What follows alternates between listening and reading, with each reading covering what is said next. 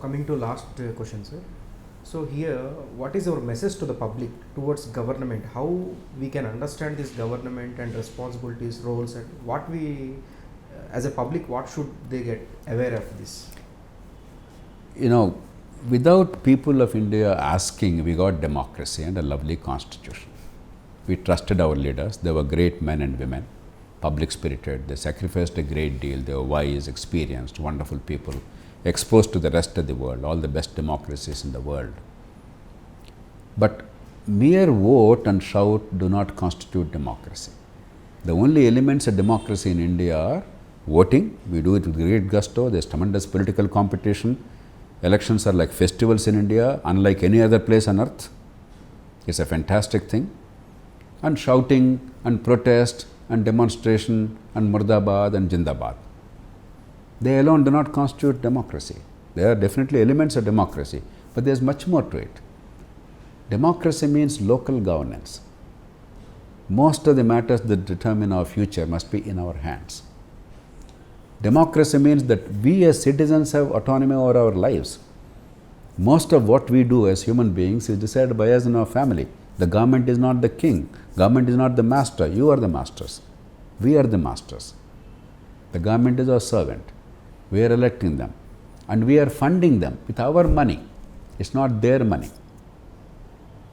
And therefore, local government and an understanding that our life is ours. We are the heroes in our lives.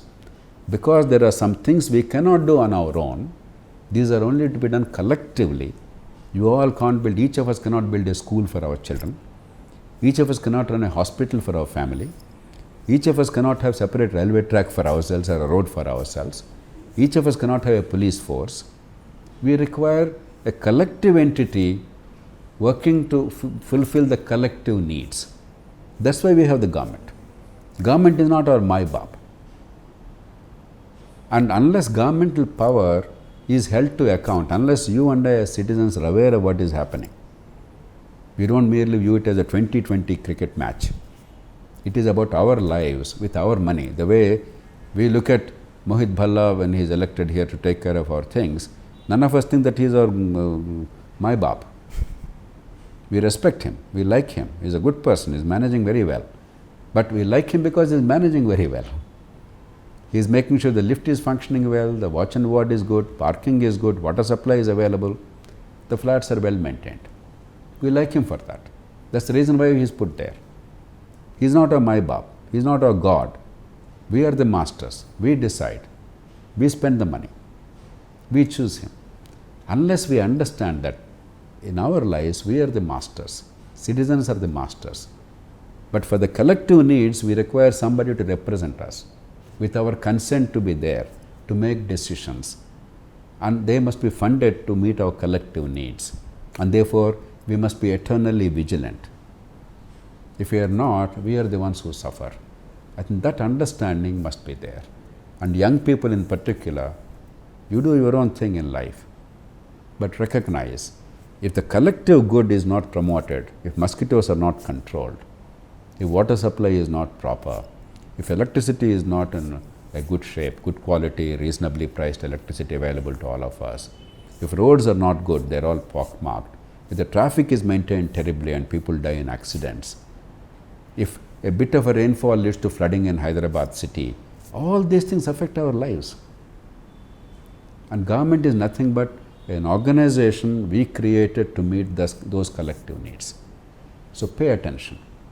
Don't become a palanquin bearer. Don't become merely a mendicant. Don't become a slave of political parties. Parties are for you. You, the citizen, are the sovereign. And don't be so wedded to a party. You vote for whichever party you want, but examine what they are doing. Is it good? Is it bad? If it's good, let us support that good action. If it's bad, let us oppose and show the better path. At the time of election, make an assessment of who is doing a good job or who is doing a bad job. You vote according to what your judgment is. That is your right. That is your duty. But don't allow it to affect your judgment every day. Just because I voted for Modi does not mean that I support him on every issue. Just because I did not vote for Modi, it does not mean I oppose him on every issue. Just because I voted for KCR doesn't mean that, or Jagan, doesn't mean that I support them on every issue. Just because I did not vote for them does not mean that I oppose them on every issue. What they are doing, what they are saying, is it right or wrong? Is it good for me and for us or not? Think. Don't be blind bhaktas. Don't be blind followers. Don't be slaves to a political party or a leader. You are the leader in your life. You are the hero in your life. You think what is good for you, your children, your family, your surroundings. Then make a decision. That is true democracy. It will take some time, but I am sure we will get there, or people will get there. And with decentralization of power, we will get there faster, because then we understand better the link between the citizen and the government. Unfortunately, our centralized government has made it much harder, and therefore we are paying a price. Now, Telangana also is coming into the boat of spending tomorrow's money, your children's money, for today's needs. That's a bad idea. So, as a rule, we have to look at this as a country. Can we afford to borrow at the cost of our children and spend on ourselves today? You can certainly borrow to build a future for better